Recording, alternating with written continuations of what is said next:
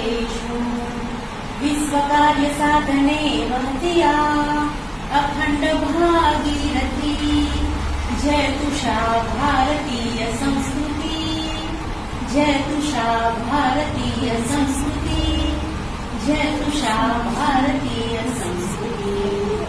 હવે સૌથી પહેલા તમને થોડું લિંક આજે આ ભારત વિકાસ પરિષદનું સન્માન હતું એટલે હું રાણા ઓળખી આવી છું. બાકી આટલે રાત સુધી હું ઓછું ઓળખી છું, પણ આ એટલા માટે કે તમે જયારે આરએસએસ બોલ્યા તો મારી જે કારકિર્દીની શરૂઆત છે એ આરએસએસ વિદ્યાલય સરસ્વતી વિદ્યાલયમાં મેં 7 વર્ષ સેવા આપી છે.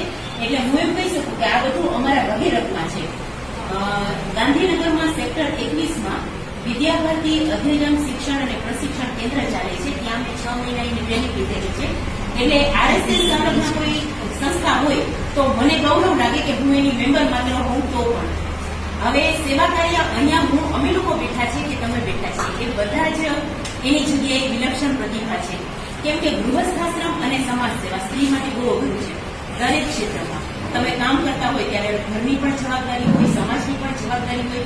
પણ હું એવું કહીશ કે મારો પોતાનો અનુભવ કે સેવા છે ને એ એક જુનૂન છે. જો તમને અત્યારે મને એવું લાગે કે મારા જીવનના ભાગમાં વળાઈ ગયેલું છે.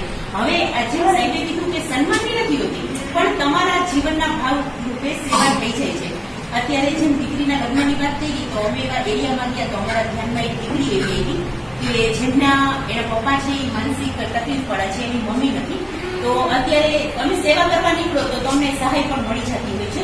તો અમે ધામધૂમથી દીકરીના લગ્ન કરીએ છીએ. બ્યુટી પાર્લરથી માંડીને બધું જ, કેમ કે સુંદર દેખાવું દરેક સ્ત્રીને ગમતું હોય છે, એનો આત્મવિશ્વાસ હોય છે. બીજું એક અમારું સાઈનાથ ચેરિટેબલ ટ્રસ્ટ ચાલે છે.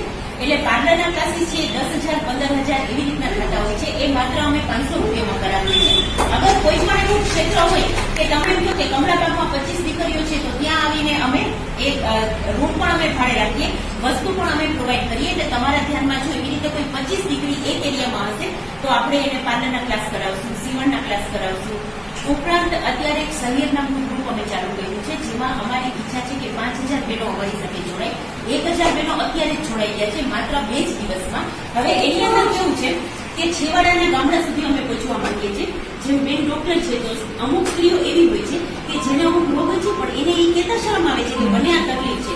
તો આપણે બહેનોના આંતરમન સુધી પહોંચી અને બહેનોની જે તકલીફ છે એ આપણી જાણવાની ઈચ્છા છે.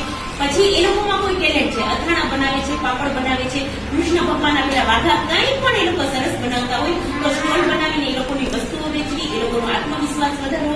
બસ આવી રીતે થોડું ઘણું કરીએ છીએ. ઘરમાં વડીલો છે તો હું તો એટલું જ કહીશ કે સમાજ સેવા કરવી હોય તો પેલા આપણા ઘરને સાચી, આપણા સંસ્કાર